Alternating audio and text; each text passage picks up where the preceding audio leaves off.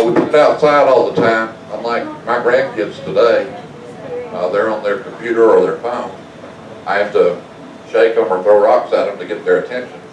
When we were growing up, my mom said, hit the road, and we went outside. And we stayed outside. We come home for lunch sometimes. And the other rule was we had to be home before the street lights came on. And if you didn't beat the street lights home, your mom beat you. So I tried to be home every night before the street lights came on. After dinner, we play hide and seek, catch lightning bugs. Real exciting stuff, but it was a lot of fun.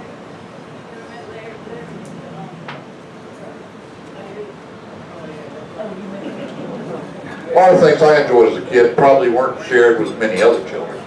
I really like getting haircuts.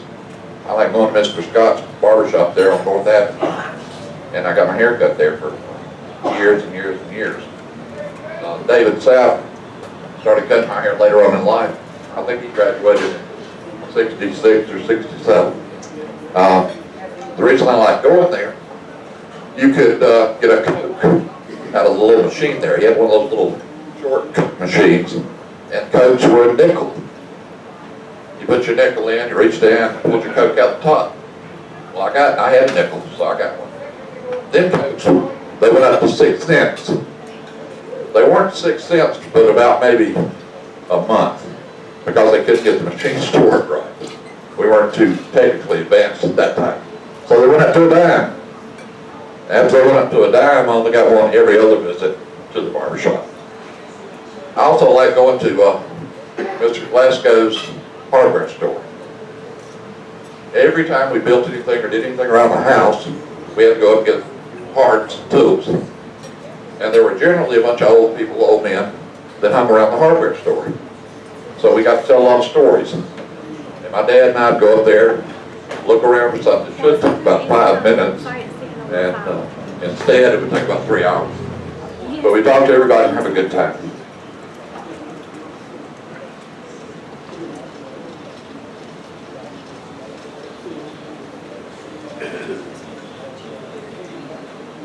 Once I got my bike, I had freedom to roam throughout Hapeville. I had geographical boundaries. Mount Zion on the north, Stewart Avenue on one side, 1941 on the other side, and I couldn't go across the tracks. But anywhere else, I could ride my bike. And all I had to do was get permission, I could go to those other places. And I don't know, when I was 7 or 8 years old, I just took off. My parents, they didn't care, I guess. They knew we were safe. And we would go out and play. And I played tons of baseball. I played baseball from 8 o'clock in the morning till 10 o'clock at night. And we played organized and disorganized. But we had a great time. I did have a few sports stories. Funny ones that happened to me when I was growing up here in Hapeville. When I played 8th grade football, we practiced down between the 2 baseball fields. And I was an end, going out and catch pass. And I ran out, quarterback was signaling deeper, deeper, and I'm going deeper, deeper. And he throws the ball, I catch the ball, but at the same time I catch the ball, I run into a telephone pole. It knocked me out for a couple of seconds there. And I got back up. Of course, I looked up at him and said, "Did I hold the ball?" And obviously I didn't. And then we were scrimmaging the B team one day, and funds were very limited back then. I had one pair of football pants, and they got torn up. So I had to get another pair. Well, they didn't have any that were small enough to fit, so I got a big pair. The next day we had our open game. We were playing against Headland. And we had an end around pass. And I went on one end, and the other end was coming around to throw the ball. He threw me the ball, I was wide open, nobody bothered to cover me. And I take off running. Well, I'm running down the field, after I get about 15 or 20 yards, my pants start falling off. So running down the field, holding the ball in one hand, holding my pants with the other. And this was like an 80-yard touchdown. So I'm running and running and running, and taking little baby steps. And all the other team is about to catch me. I made it all the way into the end zone, and I think 11 people tackled me. I got some more pants after that. Another awkward story in sports that always was fun. And you couldn't do these things in a big city, I guess. When I was playing basketball, and I only played basketball because you had to have a winter sport. And I hated wrestling, so I got to play on the basketball team. I was probably the worst basketball player to ever make an organized team. I never got to play. I do a little mop-up duty every now and then. So much my friends were at the game, and they were saying, hey, there's something special if you get going. So I said, okay, if they put me in, I'll do backcourt. And, you know, back in those days, today too, you can't go across the center court line and then go back.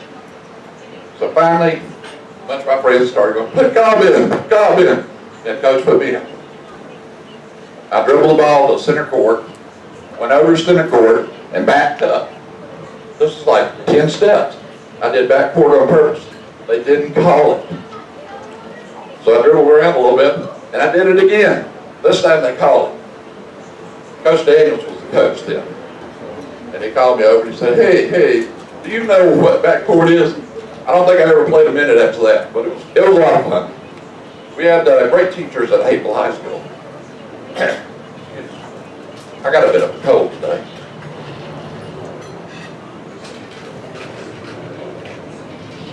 Gene brought his display with his whale's leg.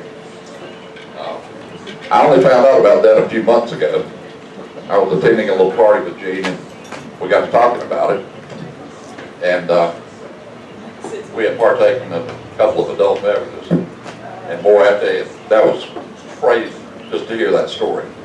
So one day you'll have to have Gene give you the story over that. Great life in Hapeville. I know things have changed. Like I say, today I can't get my grandkids to look up or do anything. But I'll always be grateful for the life I had growing up in Hapeville. Thank you.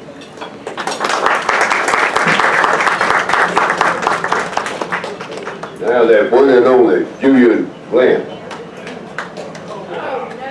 Here we go.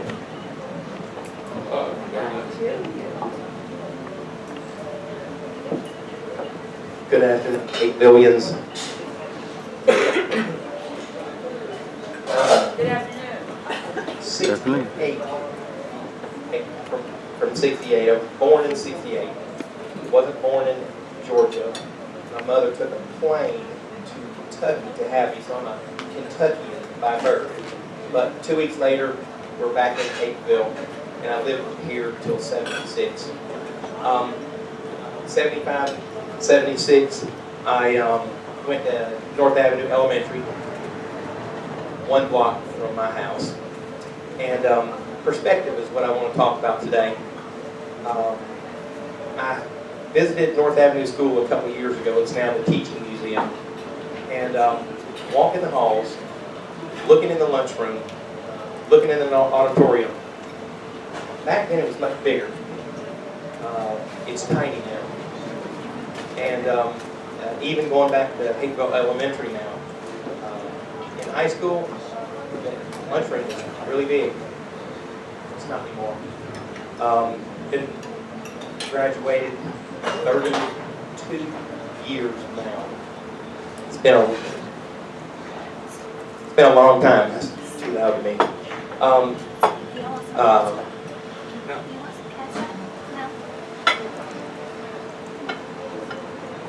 I moved away in 76 to 82. When I came back, I was an 8th grader at Hapeville High School.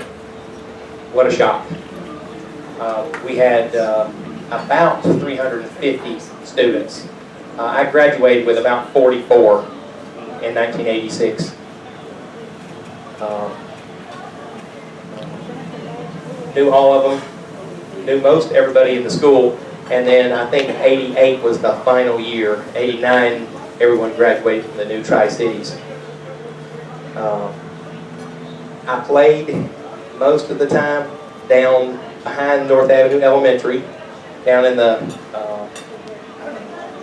Coalfield Park, caught crawfish, dammed up the little creek, and my childhood in Hapeville was absolutely wonderful, just like most of yours.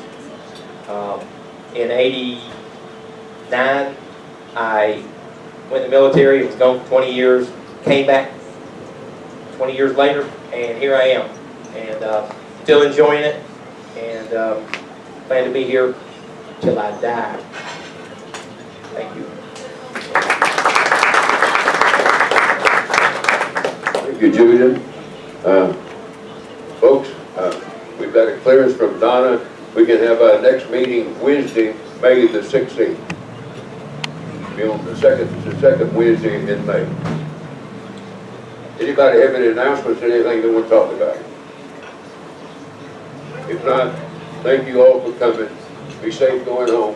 And now let's eat dinner. Goodbye. Thank you.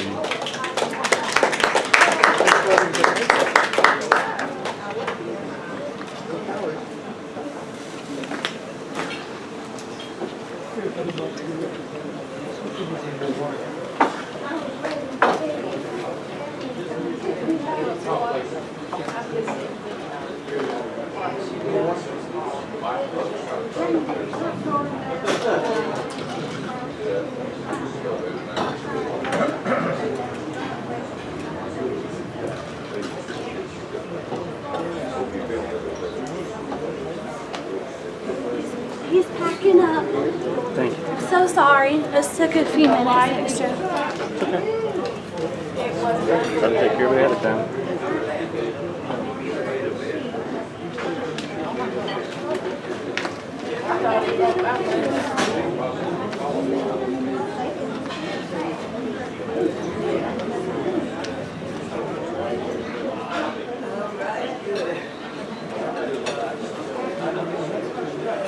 Right